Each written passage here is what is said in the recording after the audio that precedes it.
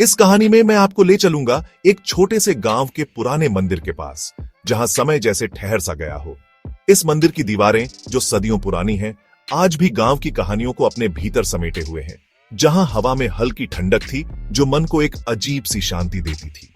यह ठंडक जैसे हर किसी के दिल की बेचैनी को कम कर देती थी।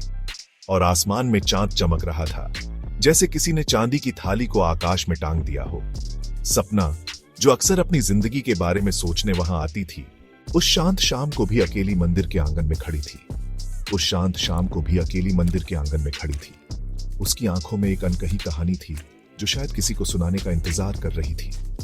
तभी दूर से एक बाइक की आवाज सुनाई दी। अंशुल अपनी बाइक पर आता हुआ मंदिर के पास रुका। मंदिर के पास रुका। क्या तुम भी यहां अकेली आई हो? अंशुल ने मुस्कुराते हुए पूछा। उसकी आवाज में कुछ ऐसा था जो सपना को अपने पास खींचता था। सपना ने सिर झुकाया और हल्के से मुस्कुराते हुए कहा, यहां थोड़ा सुकून मिलता है। वे दोनों कुछ देर तक चुप रहे, लेकिन उस खामोशी में एक अनकही बात थी।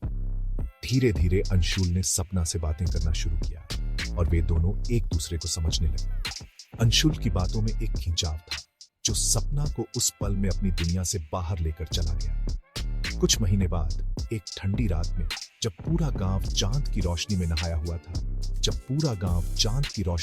हुआ था, अंशुल ने सपना से कहा, मैंने कभी नहीं सोचा था कि मैं किसी से इतना जुड़ सकता हूं, लेकिन तुमसे मिलने के बाद मुझे महसूस हुआ कि हम दोनों का रास्ता एक ही है।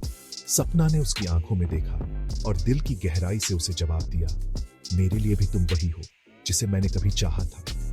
उस रात चांद की रोशनी में दोनों ने अपने दिलों की बात एक दूसरे से कह दी और एक नई शुरुआत की, जहां उनकी जिंदगी एक साथ बिताने की कसम खा चुकी थी।